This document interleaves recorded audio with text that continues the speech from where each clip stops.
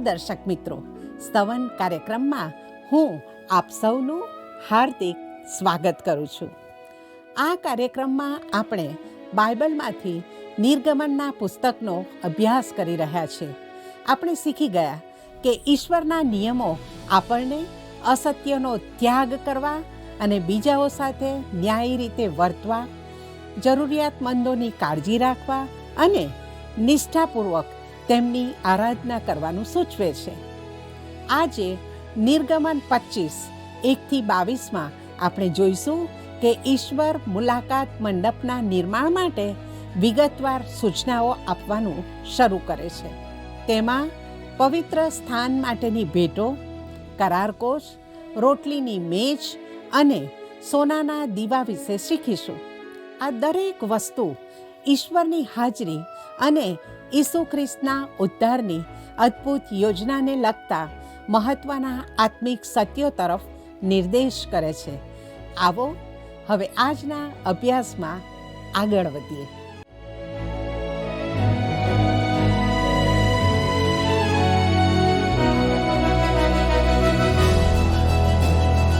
નમસ્કાર મિત્રો, આજે આપણે નિર્ગમનના 25મા અધ્યાયનો અભ્યાસ કરીશું. જો તમારી પાસે પવિત્ર પુસ્તક બાઇબલ હોય તો નિર્ગમનનો 25મો અધ્યાય ખુલ્લો રાખશો. નિર્ગમનના 25થી 30 અધ્યાયમાં ઈશ્વરે ઇસરાયેલના લોકોને મુલાકાત મંડપની રચના અને મુખ્ય યાજકના વસ્ત્રોની સમજ આપી છે. ત્યારબાદ મુલાકાત મંડપના નિર્માણ અને તેની સ્થાપનાનું વર્ણન આવે છે. તેમજ તે મંડપ પ્રભુના મહિમાથી ભરાઈ ગયો હતો તે પણ દર્શાવવામાં આવે છે. મુલાકાત મંડપ ઇસરાયેલના જીવનનું કેન્દ્ર બનવાનો હતો, કારણ કે ત્યાં લોકો ઈશ્વરની નજીક આવી શકતા હતા. વહાલા મિત્રો, ઈશ્વર પોતાના લોકોની વચ્ચે નિવાસ કરવા માટે જે પવિત્ર મુલાકાત મંડપ સ્થાપિત કરવા માંગતા હતા, તેને બનાવવા માટેની તૈયારી વિશે આપણે આ 25મા અધ્યાયમાં વાંચીએ છીએ. તો મિત્રો, આવો નિર્ગમન 25 તેની પહેલી અને બીજી કલમ વાંચીએ. અને યહોવાએ મૂસાની સાથે બોલતા કહ્યું કે ઇસ્રાયેલ પુત્રોને કહે કે તેઓ મારે સારું દાન ઉઘરાવે. જેના મનમાં આપવાની હોંશ હોય તે પ્રત્યેક માણસની પાસેથી મારું દાન ઉઘરાવો. મિત્રો, ઇસરાયેલના લોકો ગુલામગીરીમાંથી મુક્ત થયાને હજુ થોડા જ મહિના થયા હતા, છતાં પ્રભુએ તેમને મુલાકાત મંડપ બનાવવા માટે સ્વૈચ્છિક અર્પણ લાવવા કહ્યું હતું. આશ્ચર્યની વાત એ છે કે ઇસરાયેલીઓએ ઘણું બધું અર્પણ આપ્યું. અંતે મૂસાએ લોકોને જાહેર કરવું પડ્યું કે હવે વધુ અર્પણ લાવવાની જરૂર નથી.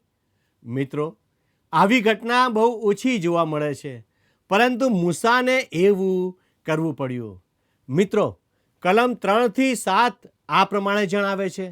તેઓની પાસેથી જે દાન ઉઘરાવવું તે આ પ્રમાણે: સોનું તથા રૂપું તથા પિત્તળ અને નીલ તથા જાંબુડા તથા કિરમજી રંગો ને શણને, બકરાના વાળ અને ઘેટાના લાલ રંગેલા ચામડા તથા સીલ માછલીના ચામડા ને બાવળનું લાકડું, બત્તીને માટે તેલ, અભિષેકના તેલને સારું તથા સુવાસિત ધૂપને સારું સુગંધીઓ, ગોમેદ પાષાણો ને એફોદ તથા ઉરપત્રને માટે જડવાના પાષાણો. મિત્રો, આ યાદી વાંચતા જ આપણા મનમાં એક પ્રશ્ન ઊભો થાય કે ઇસરાયેલના લોકોને આટલી બધી કિંમતી વસ્તુઓ ક્યાંથી મળી હશે? પણ આપણે યાદ રાખવું જોઈએ કે ઇસરાયેલના લોકો હમણાં જ ગુલામીમાંથી મુક્ત થયા હતા અને આ વસ્તુઓ એ 400 વર્ષ સુધી કરેલી તેમની મહેનતનું એક પ્રકારનું વળતર હતું, જે તેઓ મિસર દેશમાંથી નીકળતી વખતે સાથે લઈ આવ્યા હતા. અને તેથી નિર્ગમન 12 અને 36 આપણને યાદ અપાવે છે. અને યહોવાએ મિસ્રીઓની દ્રષ્ટિમાં લોકોને કૃપા પમાડી ને તેથી જે કંઈ તેઓએ માગ્યું તે તેઓએ તેમને આપ્યું અને તેઓએ મિસ્રીઓને લૂંટી લીધા. જ્યારે ઇસરાયેલના લોકો મિસરમાંથી નીકળ્યા ત્યારે તે પોતાની સાથે અતિ ઘણી સંપત્તિ લઈને નીકળ્યા હતા. મિત્રો, અંદાજ મુજબ માત્ર મુલાકાત મંડપ બનાવવામાં જ લાખો રૂપિયાના મૂલ્યની સામગ્રી વપરાઈ હતી. મુલાકાત મંડપ કદમાં નાનો હતો, કારણ કે તેને અરણ્યમાં મુસાફરી દરમિયાન એક સ્થળેથી બીજા સ્થળે લઈ જવો પડતો હતો. છતાં તે અત્યંત સુંદર, ભવ્ય, કિંમતી અને કલાત્મક રીતે સુશોભિત હતો. મિત્રો, કલમ 8 જણાવે છે, અને તેઓ મારે સારું પવિત્ર સ્થાન બનાવે કે હું તેઓ મધ્ય રહું. મિત્રો, ઈશ્વરે ક્યારેય એવું કહ્યું નહોતું કે તેઓ મુલાકાત મંડપમાં એ અર્થમાં નિવાસ કરશે કે તેઓ કોઈ એક ચોક્કસ ભૌગોલિક સ્થળ સુધી મર્યાદિત રહેશે. પણ તેમણે એવું અવશ્ય કહ્યું હતું કે તેઓ કરુબો વચ્ચે નિવાસ કરશે. પહેલો સમુએલ 4:4, બીજો સમુએલ 6:2, બીજો રાજાઓ 19:15 અને યશાયા પ્રબોધક 37:16 આ બાબત આપણને જણાવે છે. ઇસ્રાયેલ એક ઈશ્વર શાસિત રાષ્ટ્ર હતું અને યહોવા તેના રાજા હતા. તેમનું સિંહાસન કરુબો વચ્ચે હતું અને ત્યાં જ મનુષ્ય ઈશ્વર સાથે મુલાકાત કરતો હતો. મિત્રો, આજે ઘણા લોકો એવી માન્યતા ધરાવે છે કે ઈશ્વર મનુષ્યના હાથથી બનાવેલી કોઈ ઇમારતમાં જ નિવાસ કરે છે. પણ તે સાચું નથી, કારણ કે ઈશ્વર કોઈ ચોક્કસ ઇમારતમાં નિવાસ કરતા નથી. સુલેમાન રાજાએ આ સત્યને પહેલો રાજાઓ 8:27 કલમમાં ખૂબ સુંદર રીતે વ્યક્ત કર્યું છે. પણ શું દેવ ખરેખર પૃથ્વી પર વસશે? જો આકાશ તથા આકાશોનું આકાશ તારો સમાવેશ કરી શકતું નથી, તો આ મારું બાંધેલું મંદિર તારો સમાવેશ કરે એ કેટલું બધું અશક્ય છે. દર્શક મિત્રો, મુલાકાત મંડપનો હેતુ ઈશ્વરને કોઈ જગ્યાએ બંધ કરવાનો નહોતો, પરંતુ તે એવું સ્થાન હતું જ્યાં મનુષ્ય ઈશ્વર સાથે મુલાકાત કરી શકે. ગીતશાસ્ત્ર 99:1 કહે છે, યહોવા રાજ કરે છે, લોકો કાંપો. તે કરુબીમ પર બિરાજે છે, પૃથ્વી ડગી જાઓ. કરારકોશ ઈશ્વરના સિંહાસનનું પ્રતીક હતો અને મુલાકાત મંડપમાં બનાવવાની જે વસ્તુઓ હતી તેમાં તે સૌથી મહત્વપૂર્ણ વસ્તુ હતી. મિત્રો, હવે ઈશ્વર મૂસાને મુલાકાત મંડપ અને તેની દરેક વસ્તુ વિશે ખૂબ જ ચોક્કસ સૂચનાઓ આપે છે. કલમ 9 જણાવે છે, જે સર્વ હું તને દેખાડું છું, એટલે મંડપનો નમૂનો તથા તેના સર્વ સામાનનો નમૂનો, તે પ્રમાણે તમે તે બનાવો. મિત્રો, હિબ્રુઓનો પત્ર આપણને જણાવે છે કે પૃથ્વી પરનો મુલાકાત મંડપ સ્વર્ગમાં આવેલા મૂળ મુલાકાત મંડપના નમૂના પ્રમાણે બનાવવામાં આવ્યો હતો. તેથી એક પ્રશ્ન ઊભો થાય છે કે શું ખરેખર સ્વર્ગમાં પણ કોઈ મુલાકાત મંડપ છે? મારા મત પ્રમાણે જો ઈશ્વરનો કોઈ બીજો અર્થ હોત તો તેમણે તે સ્પષ્ટ રીતે જણાવ્યું હોત. હિબ્રુ 8:5 કહે છે, તેઓ આકાશમાંની વસ્તુઓની પ્રતિમા તથા પ્રતિછાયાની સેવા કરે છે, જેમ મૂસાને જ્યારે તે મંડપ ઊભો કરવાનો હતો ત્યારે દેવ તરફથી સૂચના મળી હતી તેમ. કેમ કે તેણે કહ્યું કે જો જે નમૂનો પહાડ પર તને દેખાડવામાં આવ્યો હતો તે પ્રમાણે સઘળી વસ્તુઓ કાળજી રાખીને બનાવ.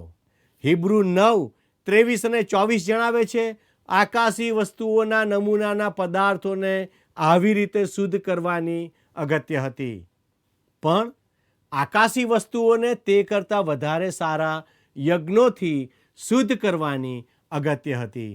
કેમ કે ખ્રિસ્ત હાથે બનાવેલું પવિત્ર સ્થાન જે ખરાનો નમૂનો છે તેમાં ગયો નથી, પણ આકાશમાં જ ગયો કે તે હમણાં આપણે સારું દેવની સમક્ષ હાજર થાય. મિત્રો, મુલાકાત મંડપની આસપાસ એક બંધ વિસ્તાર હતો જેને બહારનો ભાગ કહેવાતો હતો. તેની લંબાઈ 100 હાથ અને પહોળાઈ 50 હાથ હતી. હાથ એ માપનું એક એકમ હતું. જે મધ્યમ આંગળીના છેડાથી લઈને કોણી સુધીના અંતરને આધારે નક્કી કરવામાં આવતું હતું. મિત્રો, સામાન્ય રીતે તે લગભગ 18 ઇંચ જેટલું ગણાતું હતું. જો આપણે મુલાકાત મંડપના નકશાને નિર્ગમન 30 અને 28 પ્રમાણે જોઈએ તો બહારના આંગણામાં પિત્તળની વેદી અને ધોવાનું પાત્ર મૂકવામાં આવ્યા હતા. મુખ્ય મુલાકાત મંડપ 2 ભાગમાં વહેંચાયેલો હતો: પવિત્ર સ્થાન અને પરમ પવિત્ર સ્થાન. સમગ્ર મુલાકાત મંડપ 30 હાથ લાંબો, 10 હાથ પહોળો, 10 હાથ ઊંચો હતો. પવિત્ર સ્થાન 20 હાથ લાંબુ અને 10 હાથ પહોળું હતું, જ્યારે પરમ પવિત્ર સ્થાન 10 હાથ લાંબુ, 10 હાથ પહોળું અને 10 હાથ ઊંચું હતું. આમ તે સંપૂર્ણ ઘનાકાર આકાર ધરાવતું હતું. પવિત્ર સ્થાનમાં 3 મુખ્ય વસ્તુઓ હતી: બાવળની મેજ, સોનાનું દીપવૃક્ષ અને ધૂપ બાળવાની વેદી. મિત્રો, પરમ પવિત્ર સ્થાનમાં કરારકોષ અને દયાસન રાખવામાં આવ્યા હતા. બહારના આંગણામાં 2 વસ્તુઓ હતી: પિત્તળની વેદી અને પિત્તળનો હોજ. સમગ્ર વિસ્તાર ઝીણા કાંતેલા શણની કનાતની વાડથી ઘેરાયેલો હતો. વાલા મિત્રો, કલમ 10 થી 13 જણાવે છે, અને તેઓ બાવળનો કોષ બનાવે. તેની લંબાઈ 2.5 હાથ ને તેની પહોળાઈ 1.5 હાથ ને તેની ઊંચાઈ 1.5 હાથની હોય. અને તું તેને ચોખ્ખા સોનાથી મઢ, માહેથી તથા બહારથી તું તેને મઢ ને તેને ફરતી સોનાની કિનારી બનાવ.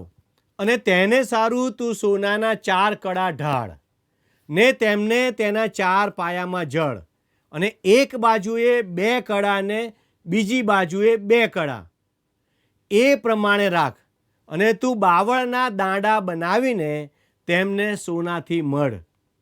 મિત્રો, કોષ અને તેની ઉપરનું દયાસન ઇસ્રાયેલ માટે ઈશ્વરની હાજરીનું પવિત્ર સ્થાન હતું. મુલાકાત મંડપના પરમ પવિત્ર સ્થાનમાં તે રાખવામાં આવ્યું હતું. તેના વર્ણનની શરૂઆત કોષથી થાય છે, કારણ કે અહીં મુલાકાત મંડપને ઈશ્વરના દૃષ્ટિકોણથી, એટલે કે અંદરથી બહાર તરફ રજૂ કરવામાં આવ્યો છે. જ્યારે આપણા દૃષ્ટિકોણથી જોઈએ તો પહેલા દ્વાર, પછી પિત્તળની વેદી, પિત્તળનો હોજ અને અંતે પરમ પવિત્ર સ્થાનમાં કોષ આવતો હતો. મુલાકાત મંડપ એવી રીતે બનાવવામાં આવ્યો હતો કે ઇઝરાયેલના લોકો જ્યારે અરણ્યમાં મુસાફરી કરતા હતા ત્યારે તેને સરળતાથી એક સ્થળેથી બીજા સ્થળે લઈ જઈ શકાય. મુલાકાત મંડપની દરેક વસ્તુમાં કડીઓ અને દાંડા લગાવવામાં આવ્યા હતા, જેથી તેને સહેલાઈથી ઉચકીને અરણ્યમાં લઈ જઈ શકાય. કોષ ઉપર મૂકવામાં આવેલું દયાસન કોષનું ઢાંકણું હોવા છતાં તેને એક અલગ અને વિશિષ્ટ પવિત્ર વસ્તુ ગણવામાં આવતું હતું. હવે કલમ 17 થી 20 વાંચીએ. વળી તું ચોખ્ખા સોનાનું દયાસન બનાવ.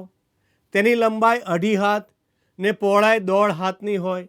અને તું સોનાના 2 કરૂબો બનાવ. તેઓ દયાસનના 2 છેડા પર ઘડતર કામના થાય, અને એક કરૂબ એક છેડા પર ને બીજો બીજા છેડા પર બનાવ. દયાસનને 2 છેડે તેની સાથે સળંગ એ પ્રમાણે તું કરૂબો બનાવ. અને કરૂબો પાંખો ઊંચી પ્રસારીને મુખો સામસામા રાખીને દયાસન પર પોતાની પાંખોથી આચ્છાદન કરે. કરૂબોના મોં દયાસન ભણી રહે. મિત્રો, કરૂબો પોતાના ચહેરા દયાસન તરફ નમાવીને તેની ઉપર નજર રાખતા હતા. 21 અને 22 કલમ જણાવે છે, અને કોષ ઉપરનું દયાસન મૂક, અને હું તને જે સાક્ષ્ય લેખ આપીશ તે તું કોષની અંદર મૂકજે, અને ત્યાં હું તને મળીશ. ને ઇસ્રાયેલ પુત્રોને સારું જે આજ્ઞાઓ હું તને આપીશ તે સર્વ વિશે સાક્ષ્ય લેખના કોષ પરના દયાસન ઉપરથી 2 કરૂબોની વચમાંથી હું તારી સાથે વાત કરીશ. મિત્રો, કોષ એક પેટી હતી જે અંદર અને બહાર બંને બાજુ સોનાથી બનેલી હતી. તે સિટ્ટીમના લાકડામાંથી બનાવવામાં આવી હતી, જે ખૂબ જ મજબૂત અને નક્કર માનવામાં આવતી હતી. આ કોષ પ્રભુ ઈસુ ખ્રિસ્તના દેવ અને માનવ હોવાનું અદ્ભુત પ્રતીક હતું. સોનું તેમના દેવ હોવાનું અને લાકડું તેમના માનવ સ્વભાવનું પ્રતીક હતું. ઈસુ ખ્રિસ્ત સંપૂર્ણ ઈશ્વર અને સંપૂર્ણ મનુષ્ય બંને હતા. આ બંને સ્વભાવો એક જ વ્યક્તિમાં હતા, છતાં એકબીજામાં ભળી ગયા નહોતા.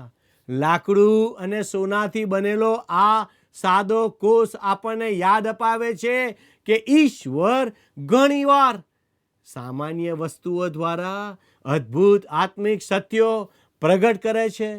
કરારનો કોષ અંદર અને બહાર બંને બાજુ સોનાથી મઢેલો હતો. આ બાબત આપણને કલોસી 2:9 યાદ અપાવે છે, જે કહે છે કે કેમ કે ખ્રિસ્તમાં દેવત્વની સર્વ પરિપૂર્ણતા મૂર્તિમાન છે. ઈસુ માત્ર ચમત્કારો કરનાર મનુષ્ય નહોતા, પરંતુ તેઓ પોતે ઈશ્વર હતા. યોહાન 14:1 અને 9મી કલમમાં તેઓ કહે છે, તમે દેવ પર વિશ્વાસ રાખો છો, મારા પર પણ વિશ્વાસ રાખો, અને જેણે મને જોયો છે તેણે બાપને જોયો છે. આ શબ્દો સ્પષ્ટ કરે છે કે તેઓ ખરેખર ઈશ્વર જ હતા. તેની સાથે સાથે પ્રભુ ઈસુ સંપૂર્ણ મનુષ્ય પણ હતા. તેઓ થાકતા, ભૂખ્યા અને તરસ્યા થતા, સૂતા, ખાતા, હસતા અને રડતા હતા. તેમણે દુઃખ સહન કર્યું અને અંતે મૃત્યુ પણ પામ્યા. આ બધું તેમના માનવ સ્વભાવને દર્શાવે છે. જેમ કોષમાં સોનું અને લાકડું બંને હતા, તેમ ઈસુ પણ સંપૂર્ણ માણસ અને ઈશ્વર બંને હતા. અને તેઓ પોતાની સેવાઓમાં ક્યારેક માનવીય સ્વભાવ અને ક્યારેક ઈશ્વરીય સત્તા પ્રગટ કરતા હતા. દર્શક મિત્રો, કરાર કોષ માત્ર એક ખાલી પેટી નહોતો. તેમાં 3 મહત્વની વસ્તુઓ રાખવામાં આવી હતી, જેમનું વર્ણન હિબ્રુઓને પત્ર 9 અને 4માં કરવામાં આવ્યું છે. ત્યાં લખ્યું છે કે તેમાં સોનાનું ધૂપપાત્ર તથા ચારે તરફ સોનાથી મળેલી કરારની પેટી હતી. એ પેટીમાં માનનાથી ભરેલું સોનાનું પાત્ર, હારૂનની કડી ફૂટેલી લાકડી તથા કરારના શિલાપટ હતા. મિત્રો, આ ત્રણેય વસ્તુઓનું ઊંડું આત્મિક મહત્વ હતું. હારૂનની કડી ફૂટેલી લાકડી ખ્રિસ્તના પુનરુત્થાનનું, માન્નાનો સોનાનો ઘડો તેઓ જીવનની રોટલી છે તેનું, અને કરારના શિલાપટ દર્શાવે છે કે પ્રભુ ઈસુ પૃથ્વી પર સંપૂર્ણ આજ્ઞાપાલનનું જીવન જીવ્યા, દરેક નિયમો પૂર્ણ કર્યા અને તેમના વિશે કરવામાં આવેલી ભવિષ્યવાણીઓને પણ પૂર્ણ કરી. આ કરારની શિલાપાટીઓ ખ્રિસ્તના રાજાશાહી સ્વરૂપ તરફ પણ ધ્યાન દોરે છે. પ્રભુ ઈસુ ખ્રિસ્ત રાજા તરીકે જન્મ્યા, જીવ્યા, મૃત્યુ પામ્યા અને સજીવન થયા. આજે પણ તેઓ રાજા છે અને એક દિવસ ફરીથી રાજાઓના રાજા અને પ્રભુઓના પ્રભુ તરીકે આવીને સમગ્ર પૃથ્વી પર શાસન કરશે. ઈશ્વરની સદાકાળની યોજના એ જ છે કે ખ્રિસ્ત સમગ્ર સૃષ્ટિ પર ન્યાયી અને મહિમાવાન રાજા તરીકે રાજ્ય કરે. માનનાનો ઘડો ખ્રિસ્તને પ્રબોધક તરીકે દર્શાવે છે. પ્રબોધકનું કાર્ય ઈશ્વર તરફથી મનુષ્યને સંદેશ પહોંચાડવાનું હોય છે. યોહાન 6:32માં પ્રભુ ઈસુ કહે છે, ત્યારે ઈસુએ તેઓને કહ્યું કે હું તમને ખચિત ખચિત કહું છું કે તે રોટલી મૂસાએ આકાશમાંથી તમને આપી નથી, પણ આકાશમાંથી જે ખરી રોટલી આવે છે તે મારો બાપ તમને આપે છે.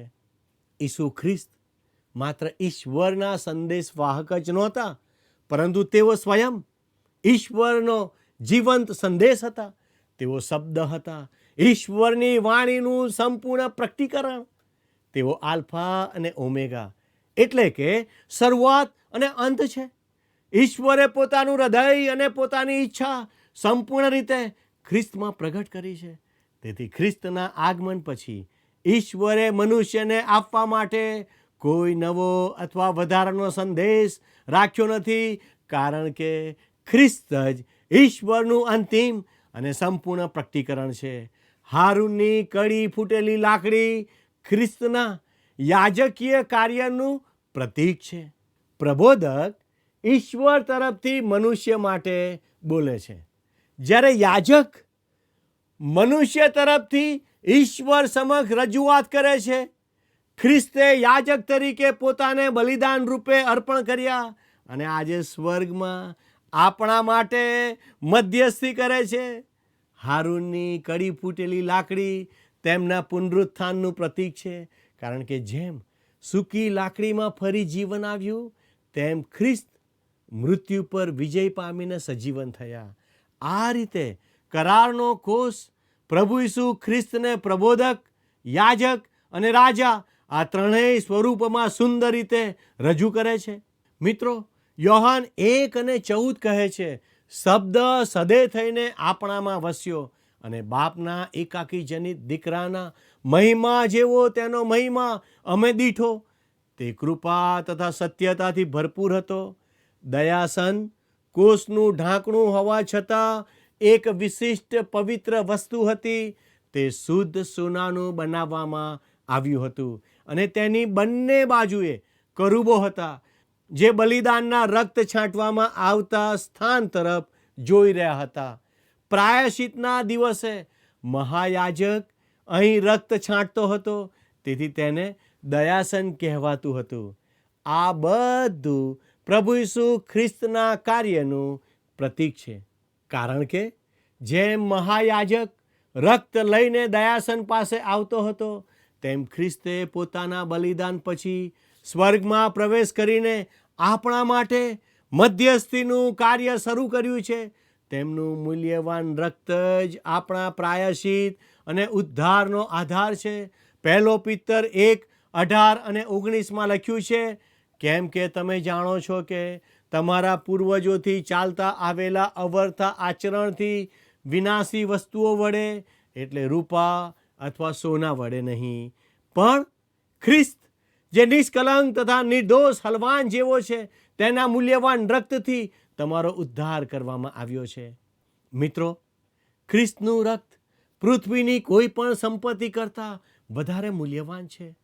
આજે ઈશ્વરનું સિંહાસન આપણા માટે કૃપાનું સિંહાસન બની ગયું છે, કારણ કે આપણા મહાયાજક પ્રભુ ઈસુ ખ્રિસ્તે આપણા પાપો માટે પોતાનું રક્ત અર્પણ કર્યું છે. તેથી હવે આપણે ભયથી નહીં, પરંતુ વિશ્વાસ અને હિંમતથી ઈશ્વરની પાસે આવી શકીએ છીએ.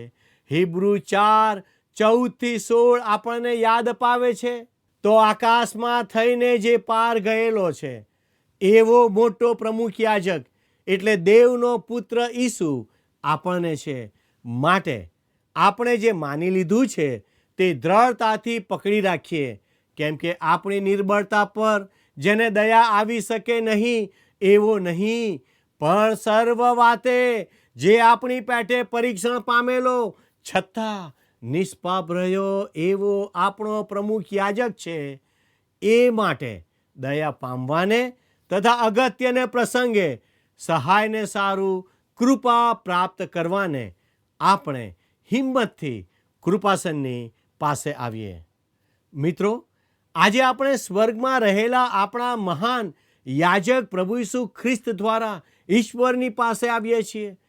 તેઓ ઈશ્વરના જમણા હાથે બિરાજમાન છે અને તેમના દ્વારા આપણે દયા, કૃપા અને મદદ પ્રાપ્ત કરીએ છીએ. છતાં ઘણા વિશ્વાસીઓ જીવનની લડાઈઓ પોતાની શક્તિઓથી લડવાનો પ્રયત્ન કરે છે અને ઈશ્વરીય મદદનો લાભ લેતા નથી, જે ખ્રિસ્ત આપણને આપવા તૈયાર છે. સંત પાઉલે એફેસસના વિશ્વાસીઓ માટે એફેસી 1:19 અને 20 પ્રાર્થના કરી હતી કે જે મહાન શક્તિએ ખ્રિસ્તને મૃત્યુમાંથી સજીવન કર્યા, તે જ શક્તિ તેમનામાં પણ કાર્ય કરે છે. આજે વિશ્વાસીઓના જીવનમાં આ શક્તિનું કાર્ય બહુ ઓછું જોવા મળે છે. તેનું કારણ એ છે કે આપણે વિશ્વાસથી તેને પકડતા નથી. આપણો મહાન યાજક ઈશ્વરના જમણા હાથે બેઠો છે અને આપણને મદદ કરવા તૈયાર છે. જૂના કરારનો મહાયાજક દયાસન પર રક્ત છાંટીને પરમ પવિત્ર સ્થાનમાંથી બહાર નીકળી જતો, પરંતુ આપણા મહાન મહાયાજક પ્રભુ ઈસુ ખ્રિસ્ત પોતાનું બલિદાન અર્પણ કર્યા પછી સ્વર્ગમાં ઈશ્વરના જમણા હાથે બિરાજમાન છે અને આજે પણ આપણા માટે મધ્યસ્થી કરે છે. તેમણે મરણ પામીને આપણને ઉદ્ધાર આપ્યો અને હવે જીવતા રહીને આપણને સુરક્ષિત રાખે છે. તેથી આપણે સતત તેમની સાથે સંપર્કમાં રહેવું જોઈએ. મિત્રો, શું આજે તમે તેમની સાથે વાત કરી છે? શું તમે પ્રાર્થનામાં તેમની પાસે તમારી જરૂરિયાતો અને ચિંતાઓ રજૂ કરી છે?